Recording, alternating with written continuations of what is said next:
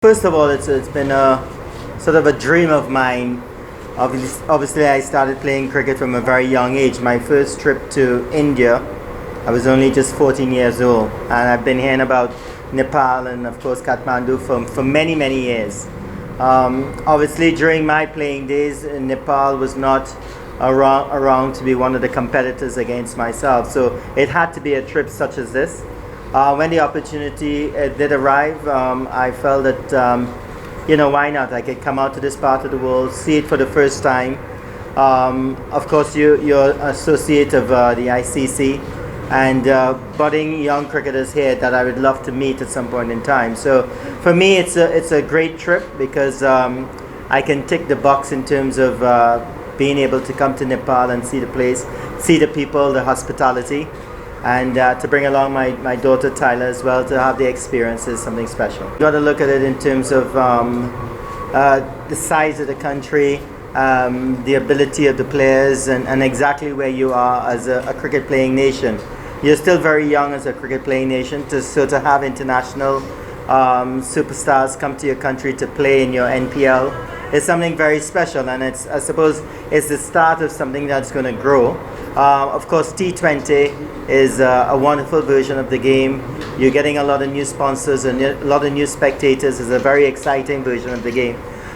So for me, it's growing the sport in Nepal, growing the league, and seeing more recognized cricketers coming to your shows and making sure and participate. 2004, 20 years ago now. So hopefully, during my lifetime, I want to see it broken. And I believe with the advent of T20 cricket and how aggressive and attacking young players are, I think that you're going to see someone passing that score at some point in time. That was a very special moment in my life. Regaining the world record after losing it some 6 months before that. So, but records are made to be broken. And I've said it in the past, I would have loved to play with a more successful West Indies team. I would give my records just to have played on a team that was, winning a lot more when I played. As a little kid, I grew up in a family of 11. I had 10 siblings, a very big family, and 6 bigger brothers. And it was always a dream of the family to have someone go on to play international cricket. I was the last boy, so I suppose I was the last effort in trying to get that sort of position in the family. I don't know if I'm a maestro, but I think that I'm a very proud member of the Lara clan to have played for the West Indies, to have represented the West Indies for 17 years. It was a dream of mine. My dad also lived vicariously through me in terms of he loved the game of cricket. He provided everything that was necessary for me to play the game. Even though we came from a very big family in a sort of middle income 3-bedroom house, all of us enjoyed ourselves living there. But it's just to fulfill that dream to play for the West Indies, to play alongside the greats Sir Vivian Richards, Gordon Greenidge, Desmond Haynes, the late Malcolm Marshall. That was just an awesome time in my life. A great game, and it came at a time when cricket needed it. But I must say though that to have played 131 test matches for the West Indies, the 5-day version of the game, the test cricket, it really tests your ability, your attrition level, and I wouldn't give that for anything else. Of course, T20 is beautiful.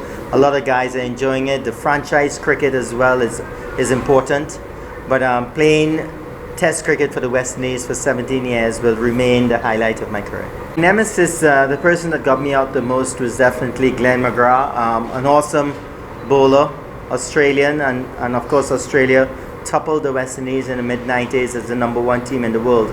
But for me, the greatest fast bowler that I've seen, played against, was Wasim Akram from Pakistan. He was definitely a bowler that can make you look pretty ordinary when he's at his best. The best batter, I think, obviously the record of a Joe Root at present. That's just going on record. But if you want to know the batter that I like the most, it would definitely be Jaswal. And the bowler that is definitely the best in the world right now is Jasprit Bumrah. I think he's awesome, and the way he operates in all versions of the game, T20, the limited overs, test cricket. It's just tremendous to see the ability of such a bowler. I can say though is that if you have a dream, it doesn't necessarily have to be just in cricket. It could be in other sports, it could be in academics.